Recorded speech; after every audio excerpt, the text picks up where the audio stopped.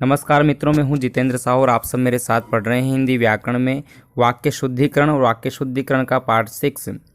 आज हम पढ़ेंगे क्रमभंग संबंधी अशुद्धि, यानी वाक्य रचना के आधार पर उचित स्थान पर शब्दों के प्रयुक्त न होने पर वाक्य हमारा अशुद्ध हो जाता है।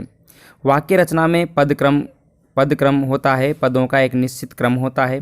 यदि वह क्रमभंग हो जाए तो फिर हमारा वाक्य अशुद्ध हो जाता है। तो लीजिए दोस्तों, आज हम इस वीडियो को प्रारंभ करते हैं। यदि आप हमारे चैनल पर नए हैं तो आज ही इस वीडियो से जुड़ें और चैनल को सब्सक्राइब करें, वीडियो को लाइक करें। आओ हम हिंदी भाषा का मान बढ़ाएं और शुद्ध भाषा को व्यवहार में लाएं। इसी कोटेशन के साथ मैं पहला उदाहरण लेता हूं। अधिकांश हिंदी के लेखक निर्धन हैं। अब बताओ, अधिकांश हिंदी के लेखक या हिंदी के अधिकांश लेखक, अधिकतर। सबसे पहली बात तो ये है कि हिंदी के लेखक हैं तो लेखक की संख्या है, तो अधिकतर शब्द जो है वो लेखक के पूर्व आएगा, न कि हिंदी के पहले। और शुद्ध वाक्य होगा हिंदी के अधिकतर लेखक निर्धन हैं। ठीक है, यहाँ अधिकांश शब्द नहीं है, अधिकतर है ना, और अधिकतर ही सही है। अगर यहाँ पर अधिकांश शब्द होता तो वाक्य अशुद्ध होता। अधिकतर हिंदी के लेखक निर्धन हैं, ये वाक्य गलत है। हिंदी के अधिकतर लेखक निर्धन हैं, क्योंकि अधिकतर जो शब्द है वो लेखक का एक संख्यावाची विशेषण है ना, अनिश्चित संख्यावाची विशेषण। यहाँ पर शुद्ध गाय का घी मिलता है। बताओ, घी शुद्ध होता है या गाय शुद्ध होती है? गाय तो शुद्ध ही होती है, अशुद्ध तो घी होता है उसमें मिलावट कर देने के कारण। तो शुद्ध क्या होगा? यहाँ गाय का शुद्ध घी मिलता है। ये जो शुद्ध विशेषण है ना, ये घी के पूर्व लगेगा, न कि गाय के पूर्व। अगला उदाहरण देखिए, शीतल गन्ने का रस पीजिए। बताओ, गन्ना शीतल होता है या रस शीतल होता है? तो इस शीतल विशेषण को रस के पूर्व जोड़ा जाएगा और वाक्य शुद्ध इस प्रकार से होगा, गन्ने का शीतल रस पीजिए। ये शुद्ध वाक्य है। एक तरफ अशुद्ध वाक्य है और एक तरफ शुद्ध वाक्य है। आगे देखिए, हनुमान पक्के राम के भक्त थे। बताओ, पक्के राम यानी राम कच्चे हो सकते हैं क्या? राम तो पक्के ही थे। पक्के शब्द तो राम के आगे लगना ही नहीं चाहिए। तो पक्के जो विशेषण है वो भक्त के आगे लगेगा। हनुमान राम के पक्के भक्त थे। इस प्रकार से हमारा वाक्य शुद्ध होगा। अगला उदाहरण देखिए आप, एक खाने की थाली लगाओ। एक खाने की या खाने की एक थाली, एक विशेषण थाली के आगे लगेगा। खाने की एक थाली लगाओ। ये सभी वह महत्वपूर्ण उदाहरण हैं जो किसी न किसी परीक्षा में पूछ लिए गए हैं और पढ़ने की दृष्टि से भी बहुत ही सहज लगते हैं। अब देखिए, स्वामी दयानंद का देश आभारी रहेगा। स्वामी दयानंद का देश, बताओ ये देश क्या स्वामी दयानंद का है? नहीं, स्वामी दयानंद का देश नहीं, देश स्वामी दयानंद का आभारी रहेगा। अगला उदाहरण है, उपयोजना मंत्री आज आएंगे। अरे, उपमंत्री होता है न कि उपयोजना, योजना ही होती है। उपसर्ग योजना के आगे लगेगा ही नहीं। योजना उपमंत्री आज आएंगे। कुत्ते को राम डंडे से मारता है। कुत्ते को राम डंडे से मारता है। रामू डंडे से कुत्ते को मारता है। और जब आप समझेंगे, पढ़ेंगे, कारकों का प्रयोग जो होता है ना, वो कर्ता कारक का प्रयोग वाक्य के पहले होता है और संबोधन कारक का प्रयोग भी वाक्य में सबसे पहले होता है। किंतु बाकी जो बीच के 6 कारक बचे हैं वो हमेशा उल्टे क्रम में प्रयुक्त होते हैं। यदि एक ही वाक्य में 4 कारक आ रहे हैं, जैसे मान लो कर्ता कर्म कारक है, करण कारक है, संप्रदान कारक है या अपादान कारक है, तो सबसे पहले अपादान कारक आएगा, उसके बाद फिर संप्रदान आएगा, उसके बाद फिर जो है करण कारक आएगा।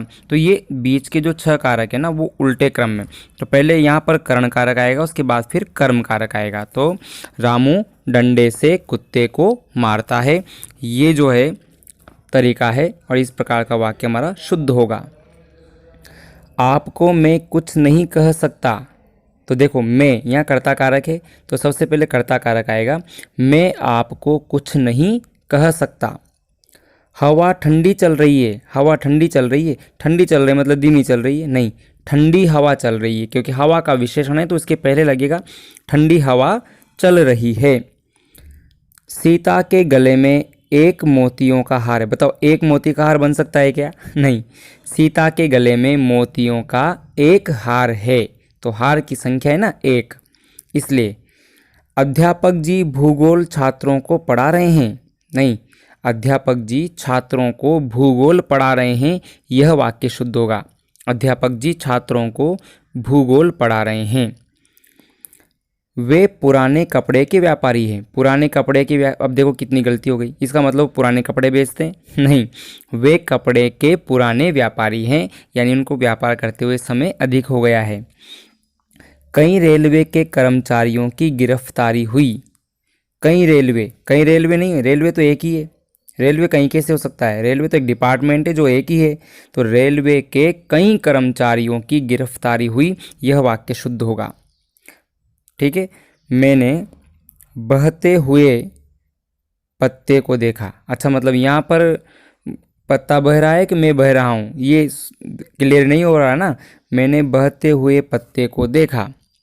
अरे मैंने पत्ते को बहते हुए देखा, क्योंकि पत्ता बह रहा है, मैं नहीं बह रहा हूँ ना। यहाँ पर मैंने बहते हुए, मैं थोड़ी बह रहा हूँ।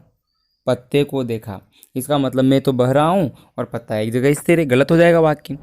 मैंने पत्ते को बहते हुए देखा, इस प्रकार से वाक्य शुद्ध हो जाएगा। मैंने बहते हुए पत्ते को देखा। अब बताओ मैं बह रहा हूँ या पत्ता बह रहा है? क्लियर नहीं हो रहा ना इस वाक्य से।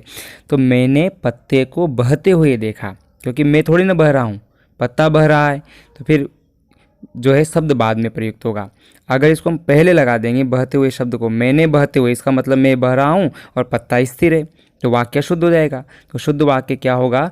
मैंने पत्ते को बहते हुए देखा। वास्तव में तुम बहुत चतुर हो। तुम वास्तव में चतुर हो, हकीकत में। तो यहाँ पर जो है तुम से वाक्य शुरू होगा, ना कि वास्तव में से, है ना। बच्चे को धोकर फल खिलाओ, ये वही बात है कि बच्चे को प्लेट में रख कर खाना खिलाओ। अरे बच्चे को प्लेट में रख दोगे तो फिर खाना कहाँ रखोगे? तो सही वाक्य क्या होगा? खाना। ये जो वाक्य है बच्चे को धोकर फल खिलाओ और बच्चे को धोओगे, तो इसी प्रकार का वाक्य। बच्चे को नहीं धोना है, फल को धोना है और बच्चे को खिलाना है। तो शुद्ध वाक्य क्या होगा? फल धोकर बच्चे को खिलाओ। यहाँ मुफ्त आँखों का ऑपरेशन होता है। बताओ आँखें मुफ्त में मिलती है क्या? अरे यहाँ आँखों का मुफ्त ऑपरेशन होता है, फ्री में ना। बैर अपनों से अच्छा नहीं, अपनों से बैर अच्छा नहीं, यह वाक्य शुद्ध होगा ना। बैर अपनों से अच्छा नहीं, देखो गलत वाक्य है। शुद्ध वाक्य क्या होगा? अपनों से बैर अच्छा नहीं। ऐसा ही एक वाक्य है कि खरगोश को काट कर गाजर खिलाओ। नहीं, गाजर, खरगोश को काट दोगे तो फिर गाजर किसको खिलाओगे? गाजर काट कर खरगोश को खिलाओ। ऐसा एक वाक्य है कि महात्मा देश का आभारी रहेगा, देश महात्मा गांधी का आभारी रहेगा। तो ये लीजिए मित्रों, ये थे हमारे वाक्य जो क्रमभंग संबंधी अशुद्धियाँ हैं। आगे भी आपको ध्यान रखना है। यदि वीडियो पर आप नए हो हमारे चैनल पर तो वीडियो को सब्सक्राइब करें, लाइक करें। आज के लिए इतना ही, धन्यवाद।